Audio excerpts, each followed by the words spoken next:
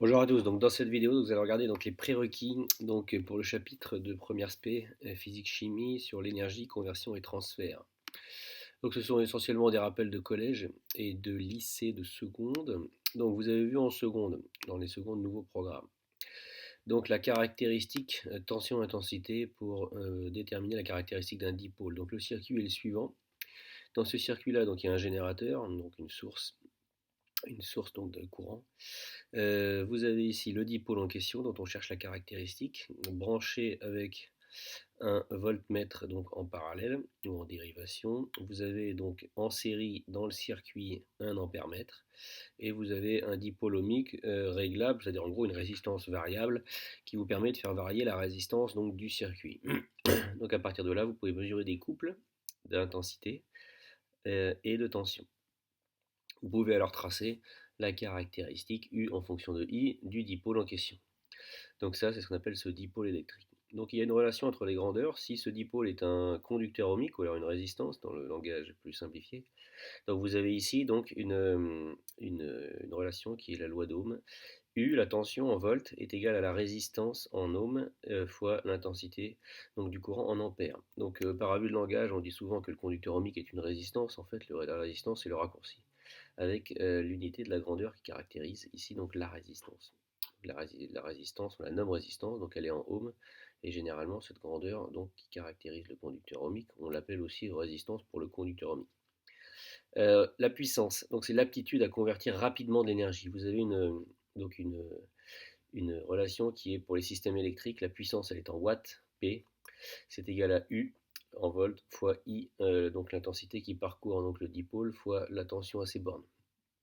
Au niveau de l'énergie, donc ça dépend de la puissance et de la durée. Et on voit qu'au niveau de la formule, vous avez E, l'énergie en joules, qui est égale à P en watts fois la durée en secondes. Donc remarquez bien, dans cette formule-là, l'énergie est proportionnelle à la puissance et autant. Donc c'est-à-dire que pour une même durée, si P augmente, si la puissance augmente, vous allez avoir plus d'énergie. Et inversement, l'énergie est aussi proportionnelle au temps. Donc c'est-à-dire qu'en gros, si vous avez ici une durée qui augmente pour une puissance constante, ben, vous allez consommer plus d'énergie, ce qui paraît assez logique. Et vous pouvez aussi avoir cette formule-là et l'écrire sous la forme P égale E divisé par delta T. Et dans ce cas-là, vous comprendrez que c'est une aptitude donc à convertir rapidement de l'énergie. Ensuite, réactiver ses connaissances. Donc ici, vous avez quelques petits textes. On vous dit qu'une bouilloire possède donc une puissance électrique d'environ 1800 watts. Le conducteur ohmique qui la compose permet de porter à ébullition l'eau en 120 secondes. Vous remarquerez que 1800 watts, c'est assez élevé. Donc, ce qui veut dire qu'en fait, les bouilloires, leur objectif, c'est quand même de chauffer de l'eau le plus rapidement possible. Donc, c'est bien pour ça qu'en gros, c'est des appareils qui sont très puissants. On vous dit de calculer l'énergie électrique reçue par le conducteur ohmique de la bouilloire lors de ce fonctionnement. Donc on veut une énergie électrique, on a une puissance, on a une durée. Donc ici, ben, on va appliquer la formule qui est ici présente, E égale P fois delta T. On vérifie les unités. La puissance est en watts, c'est bon. La durée est en secondes, donc il y a juste à multiplier les deux. Donc vous multipliez les deux et vous trouverez l'énergie électrique en joules.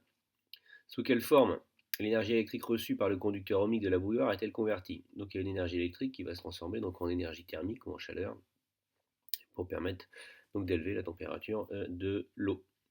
Donc pour identifier la bouilloire de plus grande puissance dans la vidéo, donc il faudra regarder la vidéo.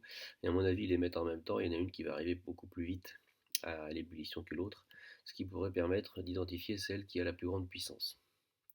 Ensuite, au niveau du flash test, donc on vous dit l'énergie consommée par un appareil électrique est proportionnelle à la durée de fonctionnement, oui, c'est ce qu'on vient de voir. À la puissance électrique, oui, c'est ce qu'on vient de voir. À l'inverse de sa puissance, non. L'effet Joule existe dès qu'un appareil électrique est en fonctionnement. Alors, oui et non. Oui, dans le sens où un appareil électrique n'est jamais idéal, et donc il y a toujours des résistances, des conducteurs ohmiques, qui soient dans les modèles ou qui soient associés, qui va exister. Donc il y aura forcément ici un peu d'effet Joule. Si vous avez un appareil idéal, en théorie, non. Mais en théorie, les appareils sont rarement idéaux, et ils sont plutôt réels avec des résistances. Donc je dirais plutôt oui. Est une conversion d'énergie thermique en énergie électrique? Non, c'est pas un générateur électrique. C'est une conversion d'énergie électrique en énergie thermique dans un dipôle électrique qui n'est pas idéal. Un chargeur de portable de puissance 10 watts recharge Alors moins rapidement qu'un chargeur de 5, plus rapidement qu'un chargeur de 5 watts, aussi rapidement, bah, c'est plus rapidement, puisqu'il est plus puissant, donc ça veut dire qu'il pourra apporter donc une même quantité d'énergie pour recharger la batterie en un temps plus court. Donc ici, là, le raisonnement il se fait avec cette formule-là. Si vous voulez recharger votre batterie, en gros, vous devez apporter une énergie. Si vous avez 10 watts ici, bah, vous allez mettre une durée plus petite, alors que si vous avez 5 watts, vous mettrez une durée 2 fois plus longue, puisqu'en gros, il faut que la multiplication des deux donne la même valeur. Ensuite, la caractéristique U égale F de I d'un conducteur ohmique est une droite qui passe par l'origine, qui ne passe pas par l'origine, qui est parallèle à les abscisses. Donc c'est une droite qui passe par l'origine. L'explication est la suivante. Ici, vous avez U égale RI.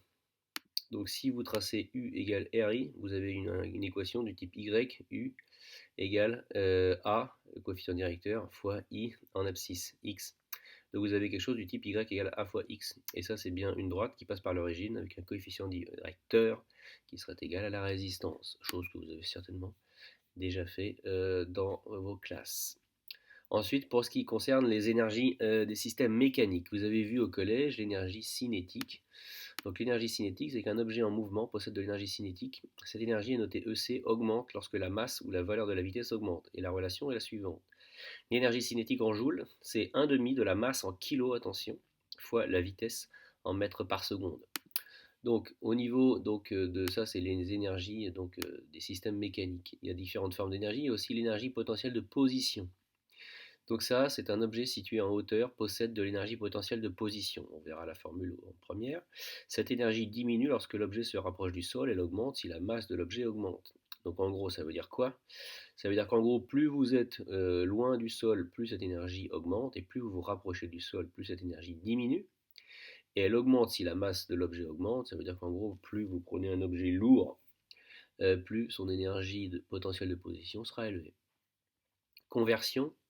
L'énergie peut être convertie d'une forme en autre. Exemple, l'énergie potentielle de position du plongeur est convertie en énergie cinétique lors de sa chute. Donc quand vous êtes ici, vous avez le sol qui est au niveau de l'eau. Là, vous sautez. Donc il saute, on va supposer, sans vitesse initiale. Il a une altitude par rapport au sol donc, qui est élevée. Donc il a une énergie potentielle de position. Il a une masse, bien entendu.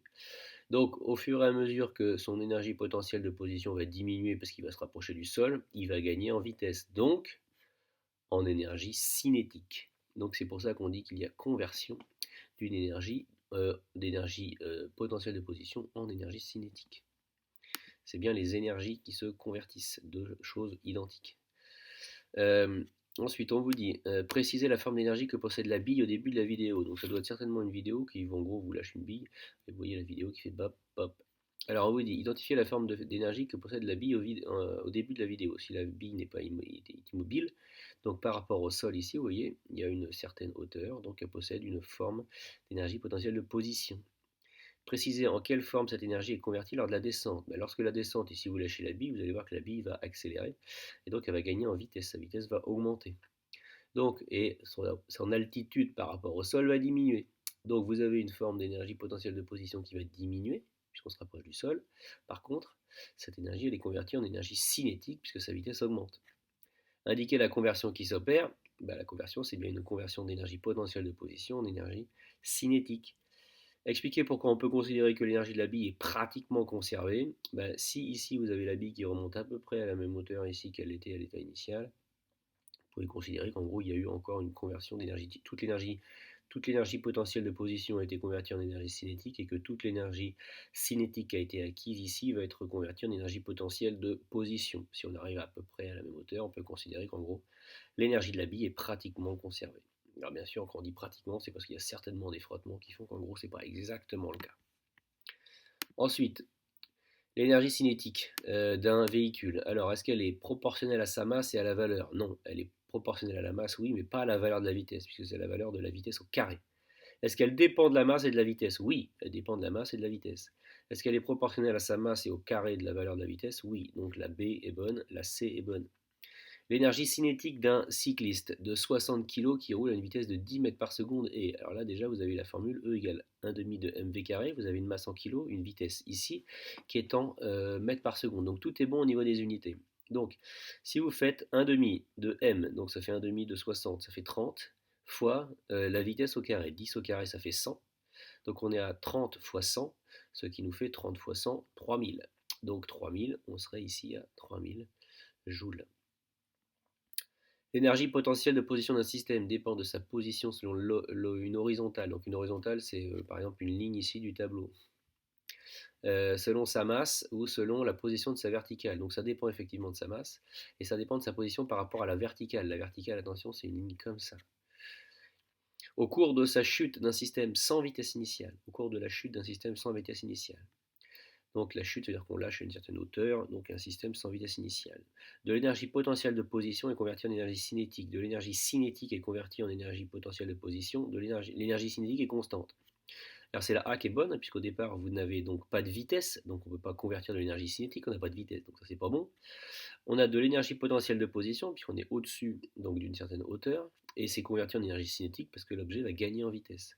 Et si l'objet gagne en vitesse, ça veut dire qu'au début, s'il est sans vitesse initiale, son énergie cinétique ne peut pas être constante, puisque s'il n'a pas de vitesse, ça veut dire que son énergie cinétique est nulle.